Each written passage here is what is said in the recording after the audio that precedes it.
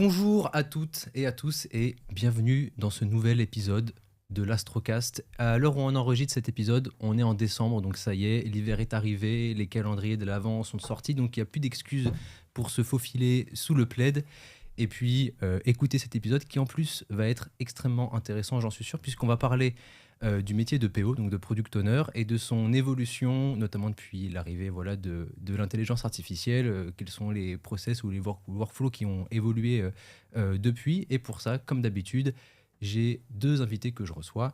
La première s'appelle Maëva, elle est PO/PM depuis à peu près 7-8 ans, voilà, globalement. Comment ça va Maëva ? Ça va très bien, merci Arthur. Top, très content de te recevoir. Et à côté, j'ai un profil plutôt similaire. On a Roxane, qui est également POPM depuis à peu près la même période, depuis 8 voire 9 ans. Comment ça va Roxane ? Ça va très bien et toi ? Super. Et écoutez, comme d'habitude, avant de commencer et de rentrer dans le vif du sujet, de se poser des petites questions, on va faire un petit jeu pour se détendre un petit peu. Alors, ce que j'ai prévu aujourd'hui, j'ai des petites cartes que je montre ici. Ça va se jouer en 2 manches. À chaque fois, j'ai 4 cartes et ces cartes sont des user stories qui ont été rédigées par ChatGPT. Je lui ai demandé volontairement de faire des trucs un petit peu alambiqués, un petit peu bizarres. Et on va commencer avec 4 premières US. Donc 4 premières fonctionnalités que ChatGPT vous demande de prioriser. Vous êtes obligé de toutes les prendre. Elles sont dans le backlog. Vous êtes obligé de toutes les prendre. Mais du coup, de les prioriser de celles que vous allez prendre prioritairement à celles que vous allez prendre à la fin de votre sprint, par exemple. Donc, je vous les donne et vous allez pouvoir lire les 4 à voix haute pour la première manche. C'est un travail collaboratif. Donc, je vous laisse lire, par exemple, la première, Maëva. Alors, ajouter un dark mode, mais qui s'active uniquement quand il fait nuit dehors. Ok. Remplacer tous les messages d'erreur par des gifs de chat. Pas mal. Ajouter une pop-up, êtes-vous vraiment sûr ? À chaque action la plus simple. Ok, au moins on s'assure que l'action est vraiment on voulue. est sûr que c'est vraiment ce qu'il veut. C'est ça. Et ajouter un loader de 3 secondes systématique pour harmoniser l'expérience. C'est bien, ça harmonise vachement bien. Ils sont bien les A-2 ici. Donc, je vous laisse décider qu'est-ce qui va être réalisé en premier, qu'est-ce qui va être réalisé en dernier selon vous, même si c'est un peu entre la peste et le choléra. Tout est obligé d'être réalisé. Tout est obligé d'être réalisé, très malheureusement. Ok. Alors, moi, celle-ci, elle me plaît bien parce qu'elle est déjà facilement implémentable. Êtes-vous vraiment sûr à chaque action ? Oui, puis c'est simple en plus. Il n'y a pas trop de règles derrière, donc on va faire ça en premier. Je pense que le loader, c'est pareil, c'est quelque chose qui est... Il n'y a pas trop de problématiques dessus. Vraiment sûr. Donc le loader... Mais c'est quoi Donc c'est celle... C'est quoi les objectifs, mais clairement, il y en a peu. Te faire chier. C'est ça, de toute manière. C'est avoir le site le plus... Bref. Ok. Donc vous me disiez en premier peut-être. Alors, c'est facile. En premier, on mettrait bien ajouter une pop-up. Êtes-vous vraiment sûr ? Ok. À chaque action, même la plus simple. C'est très chiant. Très chiant. Mais ok, très bien. Donc, mais on sait ce qu'on a à faire. Oui, c'est vrai. Ok. Après, t'as les gifs de chat. En vrai, c'est simple et puis ça peut être cool. Ouais, mais par contre, il faut avoir déjà identifié toutes les erreurs, quoi. Sur les erreurs, on va dire sur les erreurs connues qui existent déjà. Ok, ouais, c'est pas compliqué. Ça permet parfois de dédramatiser. L'utilisateur, au lieu de s'énerver, il y a une erreur, il voit un petit chat. Ouais, c'est peut-être mieux. On peut. Parce que là, on va déjà le bloquer, l'utilisateur, alors que là, au moins, il y a un petit chat mignon. C'est vrai. Ouais. Comme ça... On peut faire ça en premier, si tu veux. Voilà. Tu vois, après, il est énervé, mais au moins, il a une image de petit chat. Ok, on peut partir là-dessus. Okay. Bon, en vrai, là, on priorise au feeling et à la complexité. Hein. Parce qu'on a pas parce que le dark mode, il y a encore plein de choses qu'il faut... C'est ça. Donc les chats d'abord, ensuite quand il fait nuit et tout, là faut réfléchir à la c'est formule, pourquoi et tout, donc ça sera en dernier parce qu'il y a du taf avant. Okay. Donc les chats d'abord, êtes-vous vraiment sûr ensuite ? Voilà. Le loader, histoire de bien continuer on fait chier jusqu'au bout. C'est ça, c'est peut-être l'objectif. Exactement. Et ensuite on termine sur le petit dark mode qui s'active uniquement quand il fait nuit dehors. C'est ça. Et là, parfait. Si l'utilisateur il est resté, je pense qu'il a droit à une surprise. Hein. Ouais. un petit bonus. Et tu crois pas si bien dire, je crois qu'il y a quelque chose qui ressemble à ça dans la deuxième manche. Ah, il y a une deuxième manche. Deuxième manche et dernière. Ok. Tenez, voici les 4 US et je vous laisse les lire. Ajouter une animation confetti à chaque validation et c'est non désactivable. Ok. Faut les reprioriser après celle-là ou on peut tout reprioriser? Juste celle-ci. Ok. Offrir un badge spécial aux utilisateurs qui quittent le site sans avoir rien fait. Ça, c'est drôle. Implémenter un Tamagotchi qui meurt si l'utilisateur ne se connecte pas assez. C'est horrible. C'est horrible, mais alors celle-là, je l'ai beaucoup aimé. En vrai, ça veut dire que tu crées de l'engagement. C'est un traumatisme d'enfance, ces Tamagotchi qui meurent. Ah oui, mais justement, tu joues sur cette corde un peu sensible de dire... En fait, tu viens de t'occuper de ton Tamagotchi et donc tu crées de l'engagement envers l'utilisateur. Du coup, c'est du stress. Et là, il est encore vivant et tout. C'est vrai. C'est un peu piéger son utilisateur. Hein. Totalement. C'est un dark pattern. C'est totalement un dark pattern. Je dis pas le contraire. Permettre à l'utilisateur de personnaliser son curseur. Étoile, banane, arc-en-ciel. Oh, ça c'est mignon. Bien ouais, ça c'est choupi ça. Ouais, ça peut être rigolo. Au moins, ils vont. On est obligé de tous les prendre encore une fois. Hein. Bien évidemment. Et on veut pas les prioriser avant les trucs relous. Alors, et ça c'était quoi? Ah oui, si tu fais rien, t'as un badge spécial. On peut faire le petit curseur avant. Ouais. C'est une petite coucouine sympa, cool. Voilà. Ouais. Attends, parce que moi, quand j'arrive, je suis pas près du micro. Bon, les confettis aussi, c'est pas trop... Ouais, donc à chaque fois qu'on valide... mais c'est non désactivable. Non, bien sûr, sinon c'est trop simple. Oui, mais ça peut être court. Ouais, ça peut être court. Et donc c'est ça, à chaque fois qu'on valide... Bon, le Tamagotchi, il va en dernier. Hein. En dernier on y va vraiment... À mon grand désarroi. Offrir un badge spécial Arculon. sans avoir rien fait. Oui. En vrai, là, on va faire le plus facile en premier et on va tout par complexité. Voilà. Ok, et donc si on refait votre hiérarchie, ça fait en premier. Tout premier En premier sur cette manche-là. Sur la deuxième ligne, alors, le curseur personnalisable. Ok. Ensuite, l'animation de confetti à chaque validation. Ok. Le badge spécial pour les utilisateurs qui quittent le site sans avoir rien fait. Sans rien faire, ok. Et le Tamagotchi, parce que c'est vraiment terrible quand son Tamagotchi est super. Et puis on peut le faire évoluer, le Tamagotchi, au lieu de juste de le faire en US où il meurt, on peut lui faire un vrai bonhomme qui gagne des points ou quoi. Enfin, tu gamifies l'expérience. Ouais, on peut vraiment faire un truc derrière, donc y réfléchir à faire une vraie feature. Et ben on embarque ça sur le prochain sprint. Super. Ok, merci beaucoup. On va pouvoir enchaîner sur nos questions un peu plus sérieuses à propos de votre métier au quotidien et de l'intelligence artificielle. Et j'ai envie de commencer par une première question. C'est depuis que l'IA est arrivée, mais on va dire depuis que les outils sont beaucoup plus accessibles et que tout le monde les utilise tous les jours, vous, à quel point est-ce que votre manière de travailler a changé? Et si elle a changé, quels sont les outils que vous utilisez le plus au quotidien et comment est-ce que ça vous aide? En vrai, moi, ça a pas mal changé dans le sens où tout ce qui va être action répétitive que tu as l'habitude de faire vraiment tous les jours, etc. Par exemple, les critères d'acceptance, on va pas se mentir, c'est vraiment long à écrire et c'est souvent les mêmes. Ça, par exemple, ChatGPT, ça m'aide pas mal à les écrire. Je l'utilise aussi pour un peu relire parce que des fois, tu as des edge cases, tu as des messages d'erreur ou quoi que tu vas pas forcément penser, surtout quand tu commences à bosser sur une grosse feature. Et du coup, ouais, je vais l'utiliser pour les actions répétitives et pour relire. Et après, ce qui est pas mal, c'est tout ce qui va être IA intégré dans les outils. Je sais pas si tu utilises Notion, Miro et tout ça. Et maintenant, tu peux directement lui dire ce que tu veux. Ça va te créer ta base de données ou ton schéma et ça te fait un gain de temps pas mal qui te propose ça en avance. Ouais, je rejoins un peu Roxane sur les utilisations. Tout ce qui est répétitif, que voilà, tu fais un peu tout le temps ou qui est trop long à faire. Même l'écriture des US, dans les faits... c'est assez simple aujourd'hui d'écrire un prompt qui va permettre de calibrer comment est-ce que tu veux que l'outil que tu utilises te ressorte toute la rédaction de tes US, que ce soit les titres, les descriptions, les critères d'acceptance évidemment aussi. Et ça fait gagner un temps fou en fait. C'est ça qui est pratique. C'est qu'en plus du côté un peu pénible de ce truc-là à faire du métier qui est à faire tout le temps et qui est pas ce qui est le plus... high level, on va dire, qui est le plus challengeant à faire dans ton quotidien, au moins tu sais que tu peux le faire par l'outil. Ça met un peu à mal le métier de proxy PO, je pense aussi. Ouais.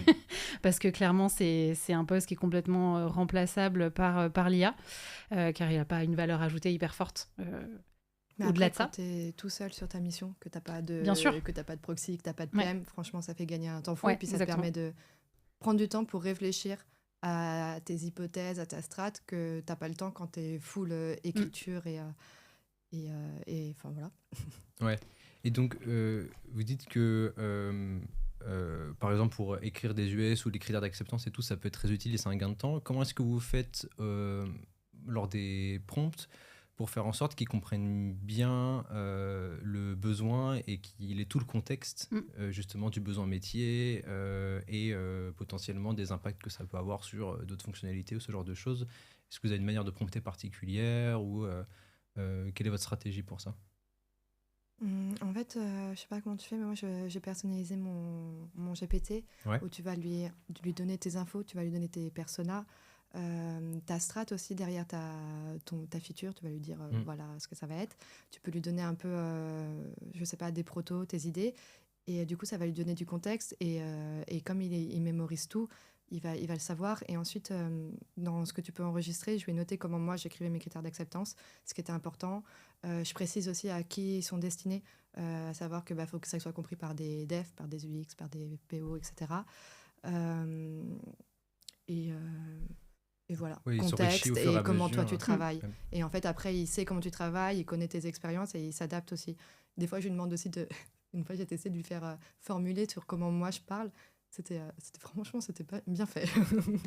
Ouais, c'est un peu pareil. Le contexte, ça fait quand même beaucoup. De toute façon, ça demande un vrai travail de structuration avant de lui faire faire en fait le travail un peu au quotidien pour poser les bases vraiment de ce que tu veux qu'il produise pour toi et dans quel contexte il doit se positionner. Je sais que Gemini, ils ont pas mal avancé là-dessus aussi, où en gros tu peux déterminer une espèce de persona de ton IA où tu vas lui dire ok en fait t'es un product manager senior ou un product owner dans tel contexte avec telle équipe, tu dois m'écrire des user stories qui vont être compréhensibles, enfin voilà, tu lui donnes en gros tout le détail de vraiment comment est-ce que tu veux qu'il se comporte. Ce que tu as besoin aussi de manière beaucoup plus structurelle de ce qu'ils t'écrivent, c'est-à-dire que si tu as besoin d'un given, when, then, faut lui préciser que tu veux ça à chaque fois, voilà, plus ou moins détailler aussi ce qu'il a besoin de te produire et voilà, c'est tout un travail de peaufinage qui se fait aussi un peu sur le plus long terme, je pense, où on se rend compte en fait au fil de l'eau de ce qui fait bien, ce qui fait pas bien, et ça permet en fait, en travaillant avec lui comme ça un peu tous les jours, de se rendre compte aussi comment est-ce qu'on le recalibre, on le restructure pour qu'il nous fournisse les éléments qu'on attend, quoi. Okay. Et puis il mémorise tous les retours que tu vas lui donner. S'il y a des choses qui ne te plaisent pas, que tu veux écrire autrement, il va le mémoriser et à chaque fois ça va s'améliorer au fur et à mesure. Donc c'est bien. Pour le faire aussi plus à ta façon, de comment toi tu l'aurais fait aussi. C'est ça. Et tu peux lui donner aussi, ce que je lui avais fait, c'est que je lui avais donné des US que j'avais déjà écrits. Donc voilà, donc ça c'est comment j'écris. Déjà, qu'est-ce que tu en penses pour savoir s'il y a des retours. Se faire challenger par l'IA, c'est un truc que j'aime bien faire aussi. Qu'est-ce que tu en penses. Et ensuite essaye d'écrire les autres sous le même format. Donc c'est pas mal. Ok. Et il y a de plus en plus aussi d'outils no-code pour pouvoir construire rapidement des MVP ou des petits POC. Je pense à des outils comme Lovable ou d'autres qui existent. Est-ce que ça vous est déjà arrivé, vous, du coup, de vous dire je vais pas attendre tout de suite et de vous confronter directement à ce que ça pourrait ressembler, donc builder vous-même un premier proto, quoi. Et donc, si oui, comment est-ce que vous l'avez vécu? Est-ce que c'est vraiment ultra simple? Peut-être quel outil vous avez utilisé aussi? Alors, c'est pas si simple que ça. Ouais. Pour Eleven, on avait pas mal de projets en interne et du coup, on n'avait pas forcément d'UX disponible à ce moment-là. Donc, on a pas mal utilisé d'outils. Au début, j'ai commencé par Lovable, mais c'est pas en fait, Lovable, ça va être pas mal pour un écran. Un peu comme les widgets sur Figma. Quand tu veux un écran, quand tu veux ajouter des US sur quelque chose qui existe déjà, franchement, c'est pas mal. Mais là, on voulait construire vraiment une plateforme de A à Z et c'était pas du tout convaincant. Du coup, on a pris V0 et on a commencé à faire des maquettes dessus.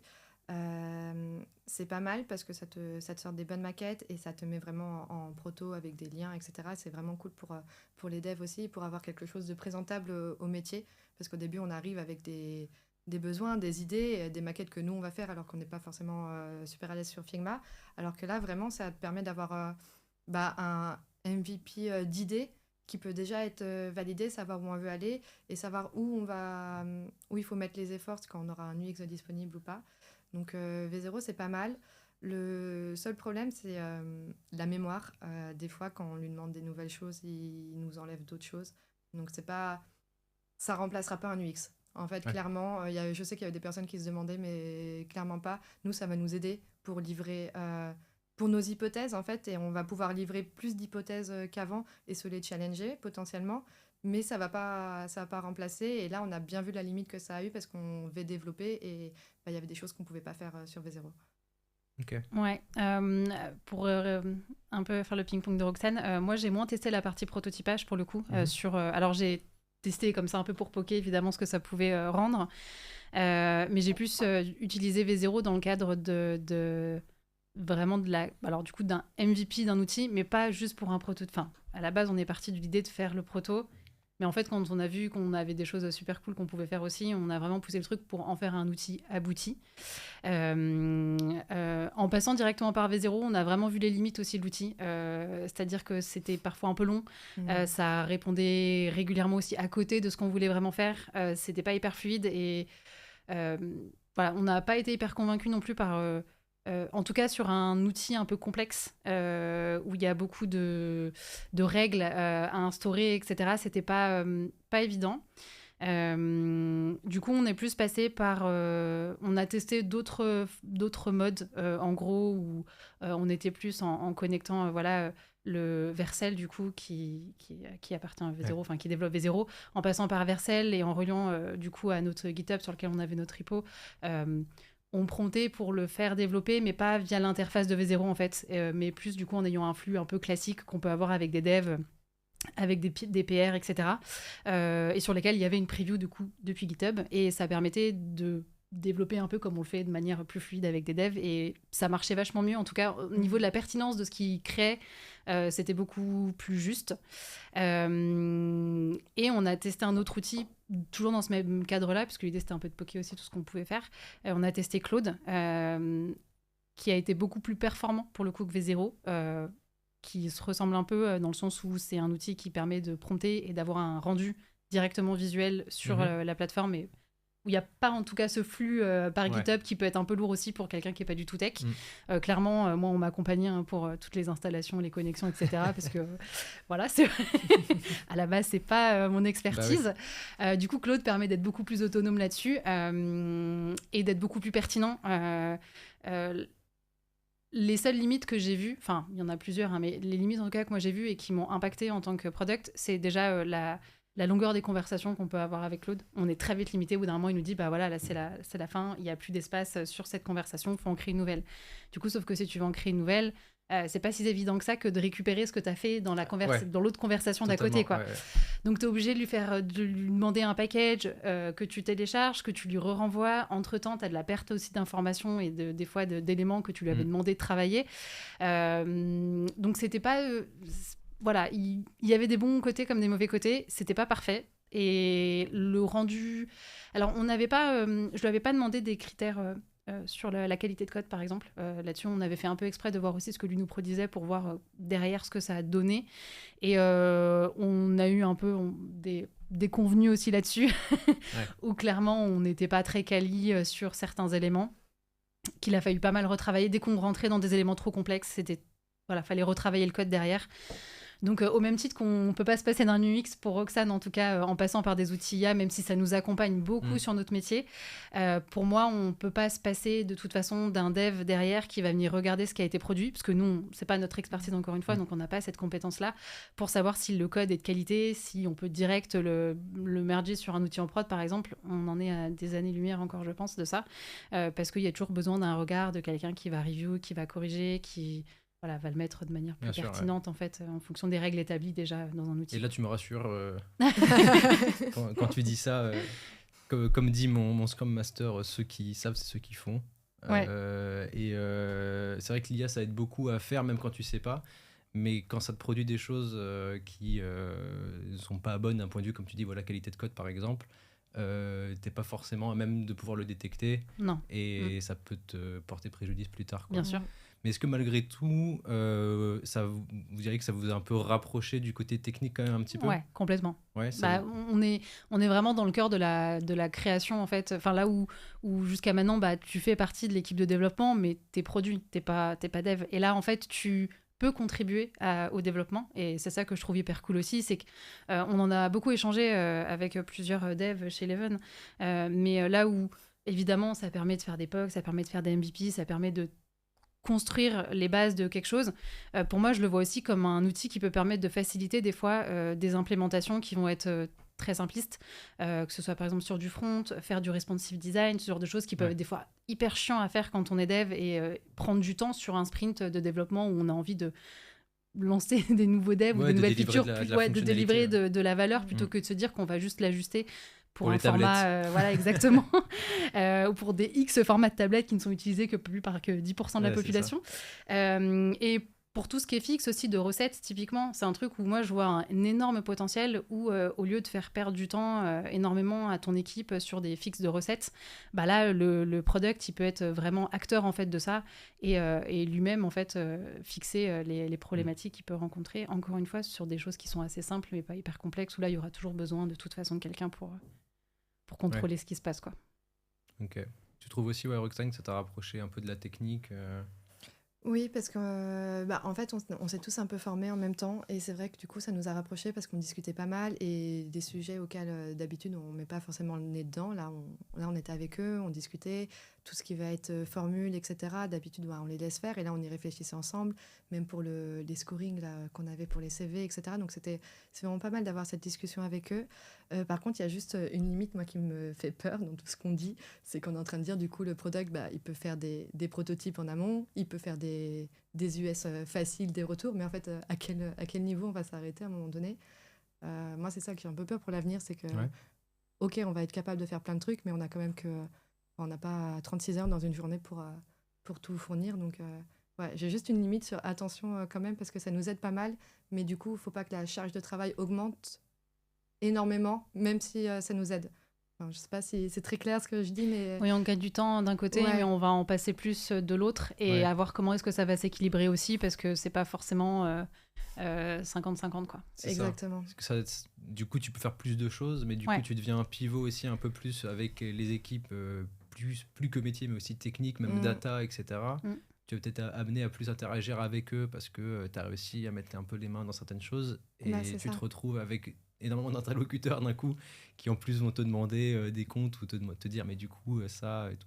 En fait, il faut vraiment que notre rôle il reste limité au produit et que si on peut faire des choses sur la partie dev, mais comme tu dis que ce soit la partie recette, mais qu'on commence pas à mettre notre nez sur des US entre guillemets bonus qu'on veut qu'ils passent et que l'équipe a pas le temps. C'est vraiment on va pouvoir faire plein de choses en plus.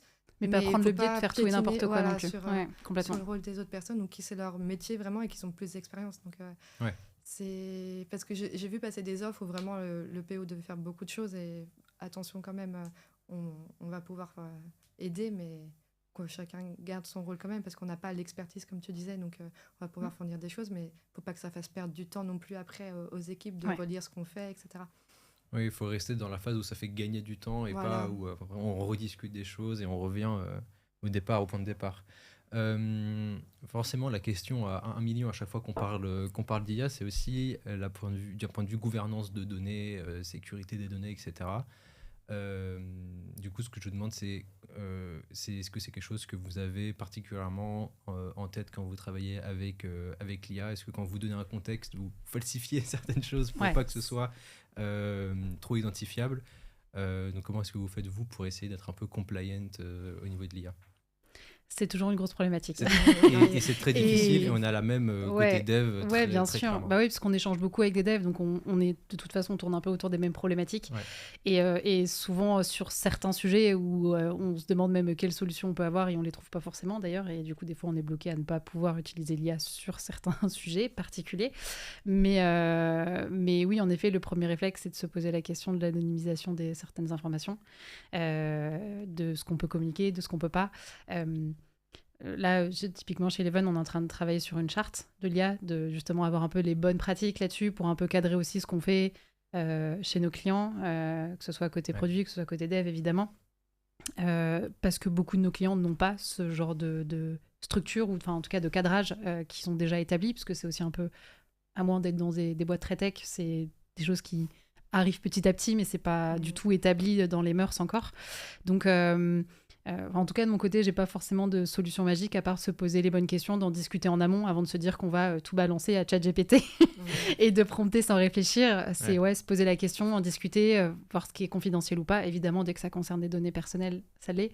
Ça, c'est peut-être un peu plus évident, mais voilà. Enfin, de mon côté, en tout cas. Oui, c'est ça. En fait, ça dépend et pareil des features que tu vas avoir. Si ça va être, comme tu dis, des gestions de données ou par exemple, si ça a à voir avec des comptes clients ou quoi, peut-être se poser des questions. Mais si c'est des évolutions un peu fonctionnelles, banales, si tu précises pas le client, enfin, il y a toujours des petits contours qu'on peut faire. Et surtout, décocher la case sur ChatGPT qui dit que ça peut être rendu public. Là, il y avait bien la décocher. Oui. Mais oui, c'est vrai que c'est compliqué de vraiment mettre la limite quand on est en train de lui demander. Et puis, sachant qu'à bout d'un moment, comme il mémorise tout et qu'il voit tes US, il devine lui-même ton client au bout d'un moment. Enfin, on va pas se voiler la face. Il sait très bien ce que tu fais, où tu fais. Ouais. C'est juste faire attention en amont, en fait, quand tu sais que c'est des données sensibles ou ça dépend si tu es vraiment chez un client très connu qui sort un nouveau produit et que tu veux pas que ça soit dévoilé en avance, bah, là, tu sais que forcément, tu vas pas pouvoir lui donner. Mais quand c'est des choses un peu moins risquées, let's go. Hein. Quitte à repasser derrière tes US sans donner toutes les infos dans un premier temps. Tu es obligé un peu de compléter derrière manuellement. Mais en effet, je rejoins Roxane, des fois, il y a sur certains pans d'un produit ou des nouveaux... voilà. Tu peux pas tout communiquer, quoi. Oui, ou même sûr. pas du tout, des fois. Donc on n'oublie pas notre métier et comment le faire, parce que ChatGPT, il peut pas faire pour nous tout pour nous non plus. Parce qu'il faudra pas tout lui donner, c'est ça. Sûr. Après, c'est des choses qu'il faut peut-être communiquer avec les équipes. Je sais que nous, on n'a pas forcément ce réflexe-là. Chacun est un peu responsable de sa propre utilisation. Mais je pense que c'est un peu plus haut niveau. Comme tu dis, nous, on réfléchit à une charte, mais même au niveau des clients, c'est quelque chose qu'il faut qu'ils réfléchissent aussi.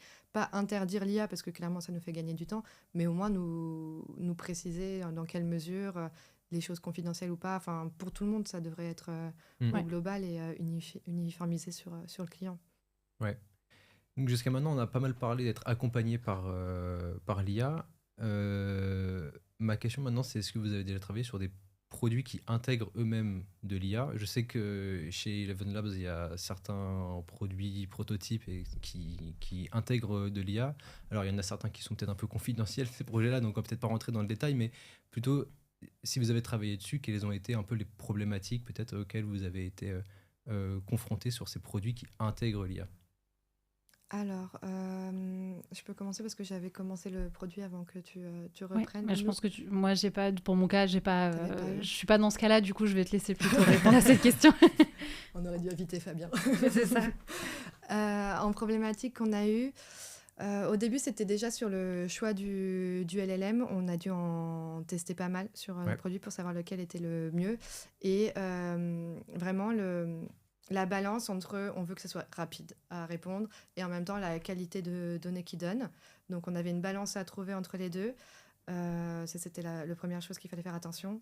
Ensuite, c'était tout ce qui était hallucination. On travaillait sur un outil qui gère des CV et il y avait pas mal de fois où en fait on se rendait compte qu'il reformulait tout sans qu'on le demande. Donc il y avait la partie prompt qui nous a pris aussi un peu de temps à calibrer. Parce qu'il y avait pas mal d'hallucinations, on en a encore eu sur les recettes, donc ça, fallait vraiment faire attention. Et on a eu aussi une réflexion où on a pris du temps sur la partie scoring, parce que du coup, on voulait mettre un score de confiance sur le résultat. Et on s'est dit, comment ça se calcule en fait? À quel moment? Qu'est-ce qui est plus important, etc. Et du coup, ça, on a mis pas mal de temps à y réfléchir aussi. Et voilà. Après, c'est juste qu'on est tous montés en compétences en même temps. Donc, à chaque fois qu'on voulait faire quelque chose, ça mettait un peu plus de temps parce que du coup, on teste, on annule, on revient, etc. Mais il ne faut pas hésiter à y aller et à se tromper. Et c'est pas grave si on apprend sur le tas. De toute façon, on est tous en train de se former en même temps. Donc allez-y. Faites des erreurs, allez-y. C'est le bac à sable. Voilà.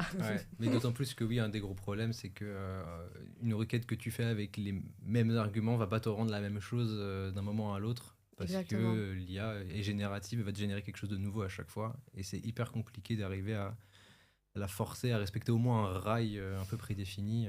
C'est un peu le challenge, j'ai l'impression, souvent. Oui, et puis quand tu arrives enfin à un bon résultat, tu as quelque chose qui arrive autre. Nous, on avait un problème, par exemple, des bullet points avec plusieurs niveaux. On se dit, bah, ok, en fait, le contenu était bon, mais il n'a pas réussi à comprendre le format. Du coup, il nous a répondu quelque chose à côté. Donc, on a dû refaire un prompt. Et puis, en fait, ça a été calibré par exemple, pour un format de CV type. Et dès qu'on a voulu tester un autre format, au début, on a testé avec les devs. Et ensuite, on s'est dit, bah, on va mettre ce DPO. Mais en fait, nous, c'est pas du tout pareil parce qu'on a beaucoup plus de contexte, d'objectifs stratégiques. Ça va pas être, on ne va pas avoir tout ce qui va être outil.